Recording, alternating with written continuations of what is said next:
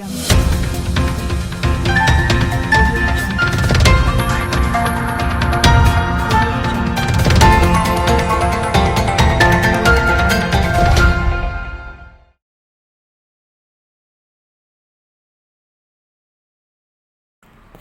ಮೋದಿ ಯಾವ ಅಚ್ಚೇ ದಿನಗಳನ್ನು ತರಲಿಲ್ಲ, ಕೇವಲ ಭ್ರಮಾಲೋಕ ಸೃಷ್ಟಿಸಿದ್ದಾರೆ. ಮುಖ್ಯಮಂತ್ರಿ ಸಿದ್ದರಾಮಯ್ಯ ಮುಂಡಗೋಡಿನಲ್ಲಿ ಶುಕ್ರವಾರ ನಡೆದ ಪ್ರಜಾಧ್ವನಿ 2 ಸಮಾವೇಶದಲ್ಲಿ ಮಾತನಾಡಿದ ಮುಖ್ಯಮಂತ್ರಿ ಸಿದ್ದರಾಮಯ್ಯನವರು, ಕಾಂಗ್ರೆಸ್ ಸರ್ಕಾರ ಸಾಮಾನ್ಯ ಜನರ ಬಡವರ ಪರ ಸದಾ ಕೆಲಸ ಮಾಡುತ್ತದೆ. ಅಧಿಕಾರಕ್ಕೆ ಬಂದ 100 ದಿನದೊಳಗೆ ಗ್ಯಾರಂಟಿ ಯೋಜನೆ ಜಾರಿಗೆ ತಂದಿದೆ. ಕಾಂಗ್ರೆಸ್ ಪಕ್ಷ ಅಧಿಕಾರಕ್ಕೆ ಬಂದರೆ ಕೇಂದ್ರದಲ್ಲೂ ನುಡಿದಂತೆ ಗ್ಯಾರಂಟಿ ಜಾರಿಗೆ ತರುತ್ತದೆ ಎಂದರು. ಪ್ರಧಾನಿ ನರೇಂದ್ರ ಮೋದಿಯವರನ್ನು ನೇರ ಗುರಿಯಾಗಿಸಿದ ಸಿಎಂ ಸಿದ್ದರಾಮಯ್ಯ, ಮೋದಿ ಆಡಳಿತದಲ್ಲಿ ಸಾಮಾನ್ಯ ಜನರ ಬದುಕು ದುಸ್ತರವಾಗಿದೆ ಎಂದು ದೂರಿದರು. ನರೇಂದ್ರ ಮೋದಿಜಿ ಒಳ್ಳೆ ದಿನ ಬರ್ತದೆ, ಅಚ್ಚೇ ದಿನ ಆಯೇಗೆ ಇರ್ತದೆ. ಬಂತ ನಿಮ್ಗೆಲ್ಲ ಒಳ್ಳೆ ದಿನ ಬಂತ? ಬರಲಿಲ್ಲ, ಒಳ್ಳೆ ದಿನ ಬರಲಿಲ್ಲ. ನರೇಂದ್ರ ಮೋದಿ ಅವರು ಸುಳ್ಳು ಹೇಳಿ ಜನರಿಗೆ ಭ್ರಮಾಲೋಕದಲ್ಲಿ ತೇಲಾಡುವ ರೀತಿಯಲ್ಲಿ ಮಾಡಿ ಅವರಿಗೆ ಭ್ರಮೆಯನ್ನು ಹುಟ್ಟಿಸಿ ಈ ದೇಶದಲ್ಲಿ ಯಾವ ಭರವಸೆಗಳನ್ನು ಕೂಡ ಈಡೇರಿಸಲಿಲ್ಲ. ಭಾವನಾತ್ಮಕವಾದ ವಿಚಾರಗಳನ್ನ ಪ್ರಸ್ತಾಪ ಮಾಡಿ ಅವರ ಭಾವನೆಗಳನ್ನ ಕೆರಳಿಸಿ ಅಧಿಕಾರಕ್ಕೆ ಬಂದು ಇವತ್ತು ನೀವು ಬಡವರ ಸಮಸ್ಯೆಗಳಿಗೆ ಪರಿಹಾರ ಕೊಡ್ತಕ್ಕಂಥ ಪ್ರಯತ್ನವನ್ನು ಮಾಡಲಿಲ್ಲ. ಹಾಗಾಗಿ ಬಡವರು, ದಲಿತರು, ಅಲ್ಪಸಂಖ್ಯಾತರು, ರೈತರು, ಮಹಿಳೆಯರು ಇವರೆಲ್ಲರ ಬದುಕು ದುಸ್ತರ ಆಯಿತು, ಜೀವನ ನಡೆಸದೆ ಕಷ್ಟ ಆಯಿತು. ಅವುಗಳಲ್ಲಿ ಬಹಳ ಮುಖ್ಯವಾಗಿ 5 ಗ್ಯಾರಂಟಿಗಳನ್ನ ಕೊಟ್ಟಿದ್ದು. ಕ್ಯಾಬಿನೆಟ್ ನಲ್ಲಿ ತೀರ್ಮಾನವನ್ನು ಮಾಡು, 5 ಗ್ಯಾರಂಟಿಗಳನ್ನ ಜಾರಿ ಮಾಡತಕ್ಕಂಥ ಆದೇಶವನ್ನು ಹೊರಡಿಸ್ತು. ಮಾಡಿ ಜೂನ್ 11ಕ್ಕೆ ಮೊದಲನೇ ಗ್ಯಾರಂಟಿ ಶಕ್ತಿ ಯೋಜನೆಯನ್ನ ಜಾರಿಗೆ ಕೊಟ್ಟು ಅವತ್ತಿನಿಂದ ಇವತ್ತಿನವರೆಗೆ ಸುಮಾರು 200 ಕೋಟಿ ಮಹಿಳೆಯರು, 200 ಕೋಟಿ ಮಹಿಳೆಯರು ನಮ್ಮ ಸರ್ಕಾರಿ ಬಸ್ಗಳಲ್ಲಿ ಫ್ರೀಯಾಗಿ ಪ್ರಯಾಣ ಮಾಡ್ತಾ ಇದ್ದಾರೆ. ಅನ್ನಭಾಗ್ಯ ಕಾರ್ಯಕ್ರಮ ಜುಲೈ ತಿಂಗಳಲ್ಲಿ ಜಾರಿ ಕೊಟ್ಟರು. ನಾವು 10 ಕೆಜಿ ಅಕ್ಕಿ ಕೊಡಬೇಕು ಅಂತ ಉದ್ದೇಶ ಇತ್ತು, ಆದರೆ ಕೇಂದ್ರ ಸರ್ಕಾರ ಅಕ್ಕಿ ಕೊಡ್ಲಿಲ್ಲ, ಸಹಕರಿಸಲಿಲ್ಲ. ಬಡವರಿಗೆ ಅನ್ಯಾಯ ಮಾಡಿದ್ರು, ಬಡವರಿಗೆ ದ್ರೋಹವನ್ನು ಮಾಡಿದ್ರು. ಅಕ್ಕಿ ಇಟ್ಕೊಂಡು ಫುಡ್ ಕಾರ್ಪೊರೇಷನ್ ಇಂಡಿಯಾದಲ್ಲಿ ಅಕ್ಕಿ ಕೊಡ್ಲಿಲ್ಲ. ಯಾಕಂದ್ರೆ ಅಕ್ಕಿ ಕೊಟ್ರೆ ಬಡವರೆಲ್ಲ ಕಾಂಗ್ರೆಸ್ ಪರ ಆಗ್ಬಿಡ್ತಾರೆ ಅಂತ ಹೇಳಿ ನಿಮಗೆ ಅಕ್ಕಿ ಕೊಡ್ತಕ್ಕಂಥ ಕೆಲಸವನ್ನ ಮಾಡಲಿಲ್ಲ ಕೇಂದ್ರ ಸರ್ಕಾರ. ನಾವೇನು ಪುಕ್ಕಟೆ ಕೇಳಲಿಲ್ಲ. 1 ಕೆಜಿ ಅಕ್ಕಿಗೆ 34 ರೂಪಾಯಿ ಕೊಡ್ತೀವಿ, ಕೊಡಿಯಲು ಕೂಡ ಕೊಡ್ಲಿಲ್ಲ. ಅದಕ್ಕೆ ನಾವು ತೀರ್ಮಾನ ಮಾಡೋದು, ಅಕ್ಕಿ ಸಿಕ್ಕವರಿಗೆ ದುಡ್ಡು ಕೊಡೋಣ. ಪ್ರತಿ ಒಬ್ಬರಿಗೆ 1 ತಿಂಗಳಿಗೆ 5 ಕೆಜಿಗೆ ಎಷ್ಟು ದುಡ್ಡು ಆಗ್ತದೆ? 170 ರೂಪಾಯಿಯನ್ನು ಕೊಡ್ತಾ ಇದ್ದೀವಿ. Free current. ಯಾರು ಕೂಡ ಕರೆಂಟ್ ಬಿಲ್ ಅನ್ನ ಕಟ್ಟಾಗಿಲ್ಲ. ಕರೆಂಟ್ ಬಿಲ್ ಅನ್ನ ನೀವ್ಯಾರಾದ್ರೂ ಕರೆಂಟ್ ಬಿಲ್ ಕಟ್ತಾ ಇದ್ದೀರಾ? ಉತ್ತರ ಕನ್ನಡ ಜಿಲ್ಲೆಯಲ್ಲಿ 98% ಜನರಿಗೆ ಇವರು ಉಪಯೋಗ ಆಗಿದೆ ಅಂತಕ್ಕಂಥ ಮಾತುಗಳನ್ನ ಹೇಳ್ತಾ ಇದ್ರು. ಸುಮಾರು 1,60,00,000 ಕುಟುಂಬಗಳಿಗೆ ಉಪಯೋಗ ಆಗಿದೆ ದೇಶದಲ್ಲಿ. ಗೃಹಲಕ್ಷ್ಮಿ ಯೋಜನೆ, ಗೃಹಲಕ್ಷ್ಮಿ ಸುಮಾರು 1,20,00,000 ಮಹಿಳೆಯರಿಗೆ ಇದನ್ನ ಆಗಸ್ಟ್ ತಿಂಗಳಲ್ಲಿ ಚಾಲನೆಯನ್ನು ಕೊಟ್ಟು ಮೈಸೂರಿನಲ್ಲಿ ಪ್ರತಿ ಮನೆ ಯಜಮಾನಿಗೆ 2,000 ರೂಪಾಯಿ ತಿಂಗಳಿಗೆ 2,000 ರೂಪಾಯಿ 2,000 ರೂಪಾಯಿ ಬರ್ತಾ ಇದೆ. ವರ್ಷಕ್ಕೆ 24,000 ಯಾಕಂತಂದ್ರೆ ಜನರ ಕೈನಲ್ಲಿ, ಬಡವರ ಕೈನಲ್ಲಿ ಕೊಂಡ್ಕೊಳ್ತಕ್ಕಂಥ ಶಕ್ತಿ ಹೆಚ್ಚಾಗಬೇಕು ಅಂತೇಳಿ ಅವ್ರಿಗೆ 2,000 ರೂಪಾಯಿಯನ್ನು ಕೊಡ್ತಕ್ಕಂಥ ಕೆಲಸವನ್ನು ಮಾಡಿದ್ದೇವೆ. ಯುವ ನಿಧಿ ಅಂತಕ್ಕಂಥ ಕಾರ್ಯಕ್ರಮ ಈಗಾಗಲೇ 3-4 ತಿಂಗಳಿಂದ ಅದು ಜಾರಿನಲ್ಲಿದೆ.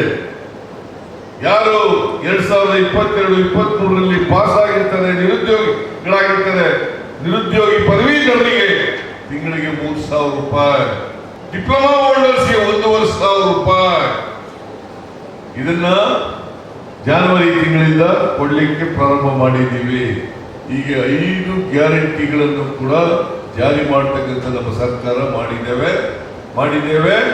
ನುಡಿದಂತೆ ನಡೆದಿದ್ದೇವೆ. ಕೊಟ್ಟ ಮಾತನ್ನು ಉಳಿಸಿಕೊಂಡಿದ್ದೇವೆ.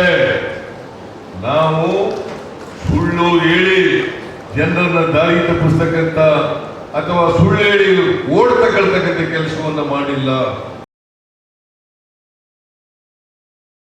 ಅತಿಕ್ರಮಣದಾರರ ವಿಚಾರದಲ್ಲೂ ಬಿಜೆಪಿಯಿಂದ ರಾಜಕೀಯ, ಡಿಕೆಶಿ ವಾಗ್ದಾಳಿ. ರೈತರ ವಿಚಾರದಲ್ಲಿ ಬಿಜೆಪಿ ರಾಜಕಾರಣ ಮಾಡುತ್ತಿದೆ. ಆದಾಯ ಡಬಲ್ ಮಾಡುತ್ತೇವೆಂದು ಹೇಳಿ ರೈತರಿಗೆ ಮರುಳು ಮಾಡಿದೆ. ಅತಿಕ್ರಮಣದಾರರ ವಿಚಾರದಲ್ಲಿಯೂ ರಾಜಕೀಯ ಮಾಡಿದೆ ಎಂದು ಉಪಮುಖ್ಯಮಂತ್ರಿ ಹಾಗೂ ಕೆಪಿಸಿಸಿ ಅಧ್ಯಕ್ಷ ಡಿಕೆ ಶಿವಕುಮಾರ್ ವಾಗ್ದಾಳಿ ನಡೆಸಿದರು. ಮುಂಡಗೋಡಿನಲ್ಲಿ ಹಮ್ಮಿಕೊಂಡಿರುವ ಪ್ರಜಾಧ್ವನಿ 2 ಸಮಾವೇಶದಲ್ಲಿ ಮಾತನಾಡಿದ ಅವರು, ಕಾಂಗ್ರೆಸ್ ಕೇಂದ್ರದಲ್ಲಿ ಅಧಿಕಾರಕ್ಕೆ ಬಂದ ನಂತರ ಅರಣ್ಯ ಅತಿಕ್ರಮಣದಾರರಿಗೆ ಪಟ್ಟ ಕೊಡಿಸಲಿದೆ. ಈ ಬಗ್ಗೆ ಯಾರೂ ಹೆದರುವ ಅಗತ್ಯವಿಲ್ಲ. ಅರಣ್ಯ ಅತಿಕ್ರಮಣದಾರರ ಪರ ಹೋರಾಟ ನಡೆಸುತ್ತಿರುವ ರವೀಂದ್ರ ನಾಯಕರಿಗೆ ಸಹ ಸೂಕ್ತ ಸ್ಥಾನಮಾನ ನೀಡಲಿದೆ ಎಂದರು. ರಾಜ್ಯದಲ್ಲಿ ಬರ ಬಂದಿದೆ. 200 ತಾಲೂಕುಗಳಲ್ಲಿ ಬರಗಾಲ ಇದೆ. ಬರ ಪರಿಹಾರದಲ್ಲಿ ಕೇಂದ್ರ ಸರ್ಕಾರ ರಾಜ್ಯಕ್ಕೆ ಸಹಾಯ ಮಾಡಿಲ್ಲ.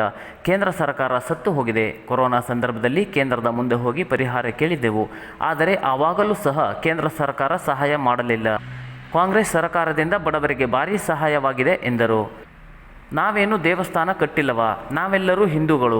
ಬಿಜೆಪಿ ಹಿಂದುತ್ವದ ರಾಜಕಾರಣ ಮಾಡುತ್ತಿದೆ.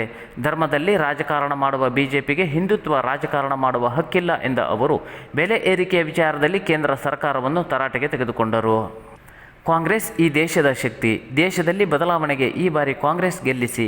ಬಿಜೆಪಿ ಅಧಿಕಾರಕ್ಕೆ ಬಂದ ನಂತರ ಬದುಕಿನಲ್ಲಿ ಏನೂ ಬದಲಾವಣೆ ತಂದಿಲ್ಲ. ಕಾಂಗ್ರೆಸ್ ರಾಜ್ಯದಲ್ಲಿ ಅಧಿಕಾರಕ್ಕೆ ಬಂದ ನಂತರ ಜನರ ಬದುಕನ್ನು ಬದಲಿಸುವ ಕಾರ್ಯ ಮಾಡಿದೆ. ಕಾಂಗ್ರೆಸ್ ರೈತರಿಗೆ ಉಚಿತ ವಿದ್ಯುತ್ ನೀಡಿತ್ತು. ಬಡವರಿಗಾಗಿ ನರೇಗಾ ಅಡಿ ಉದ್ಯೋಗ ನೀಡಿತ್ತು. ನಾವು ಅಧಿಕಾರಕ್ಕೆ ಬಂದ ನಂತರ ನರೇಗಾ ಕೂಲಿಯನ್ನು ಇನ್ನೂ ಹೆಚ್ಚಿಸುತ್ತೇವೆ. ಕೊರೋನಾ ಸಂದರ್ಭದಲ್ಲಿ 22,000 ಕೋಟಿ ಕೊಟ್ಟಿದ್ದೇವೆ ಎಂದು ಕೇಂದ್ರ ಸರ್ಕಾರ ಹೇಳಿತ್ತು. ಆದರೆ ಯಾವುದೇ ಹಣ ಬರಲಿಲ್ಲ ಎಂದರು. ರಾಜ್ಯದಲ್ಲಿ 5,000 ಹಣ ಕೊಡುತ್ತೇವೆಂದು 4-5 ಜನಕ್ಕೆ ನೀಡಿ ಸುಮ್ಮನಾದರು. ಕೋವಿಡ್ ವ್ಯಾಕ್ಸಿನ್ನಿಂದ ದೇಹಕ್ಕೆ ಸಮಸ್ಯೆ ಆಗುತ್ತಿದೆ ಎಂದು ವರದಿ ನೋಡಿದೆ. ಇದಕ್ಕೆ ಹೊಣೆ ಯಾರು? ಔಷಧಿ ನೀಡಿದ ಕಂಪನಿ ಎಲೆಕ್ಷನ್ ಬಾಂಡ್ನಲ್ಲಿ ಬಿಜೆಪಿಗೆ ಹಣ ನೀಡಿದೆ.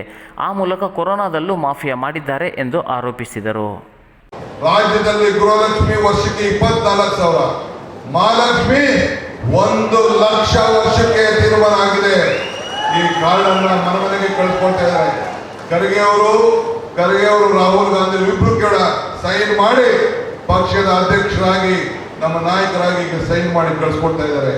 ಆರೋಗ್ಯ ವಿಚಾರದಲ್ಲಿ ನಮ್ಮ ಮಲ್ಕಾಳ ವೈದ್ಯರವರು ಮುಖ್ಯಮಂತ್ರಿಗಳು ನನ್ನ ಹತ್ರ ಮಲ್ಟಿ ಸ್ಪೆಷಾಲಿಟಿ ಹಾಸ್ಪಿಟಲ್ ಕಟ್ಟಲೇಬೇಕು ಅಂತ ಸಂಕಲ್ಪ ಮಾಡಿದ್ದಾರೆ.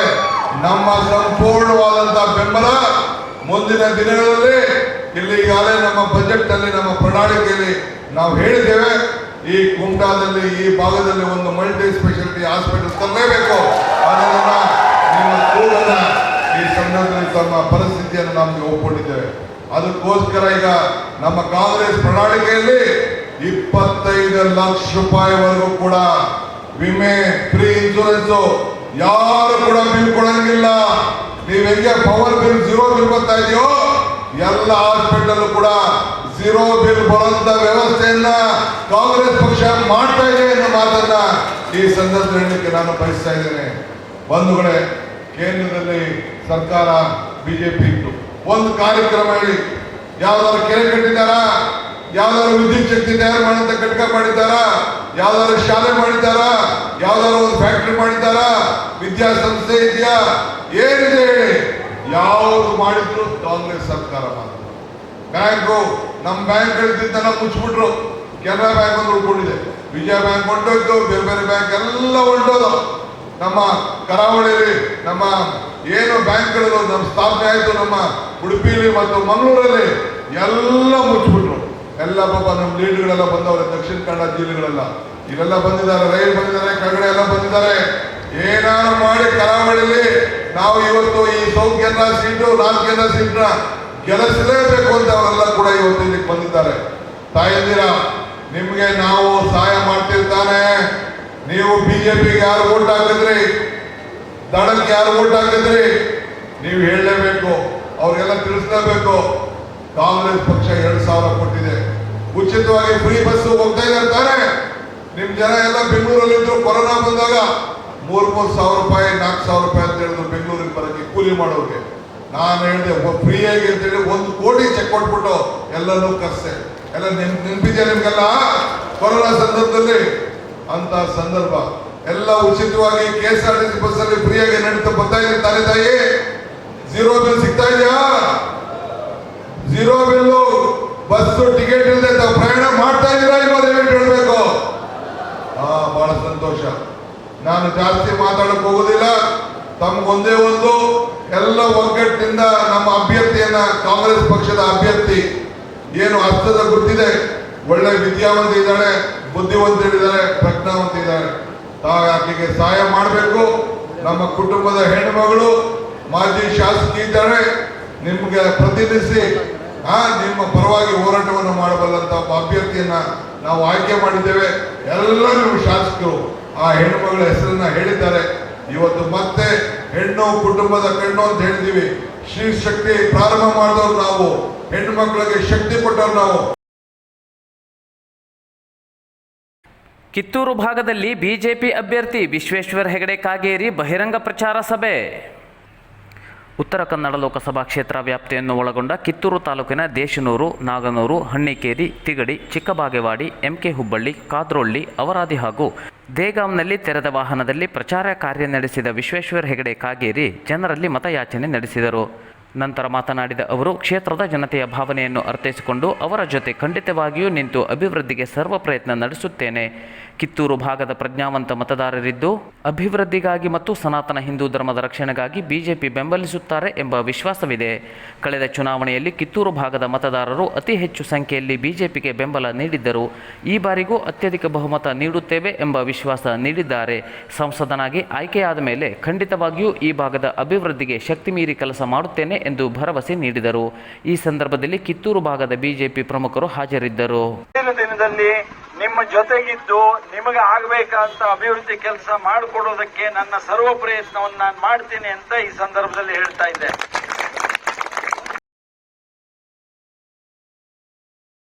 ಮೀನು ಮಾರುಕಟ್ಟೆಯಲ್ಲಿ ಡಾಕ್ಟರ್ ಅಂಜಲಿ ನಿಂಬಾಳ್ಕರ್ ಮತಯಾಚನೆ. ಉತ್ತರ ಕನ್ನಡ ಲೋಕಸಭಾ ಕ್ಷೇತ್ರದ ಕಾಂಗ್ರೆಸ್ ಅಭ್ಯರ್ಥಿ ಡಾಕ್ಟರ್ ಅಂಜಲಿ ನಿಂಬಾಳ್ಕರ್ ಅವರು ಕುಮಟಾ ತಾಲೂಕಿನ ಮೀನು ಮಾರುಕಟ್ಟೆಯಲ್ಲಿ ಮತಯಾಚನೆ ಮಾಡಿದರು. ಮಾರುಕಟ್ಟೆಯಲ್ಲಿ ಮೀನುಗಾರ ಮಹಿಳೆಯರನ್ನು ಭೇಟಿಯಾದ ಅವರು ಪ್ರಣಾಳಿಕೆಗಳನ್ನು ವಿತರಿಸಿ ಮತಯಾಚಿಸಿದರು. ವ್ಯಾಪಾರಸ್ಥ ಮಹಿಳೆಯರೊಂದಿಗೆ ಮಾತಿಗಿಳಿದು ಆತ್ಮೀಯವಾಗಿ ಬೆರೆತು ಅವರ ಅಹವಾಲು ಕೇಳಿದರು.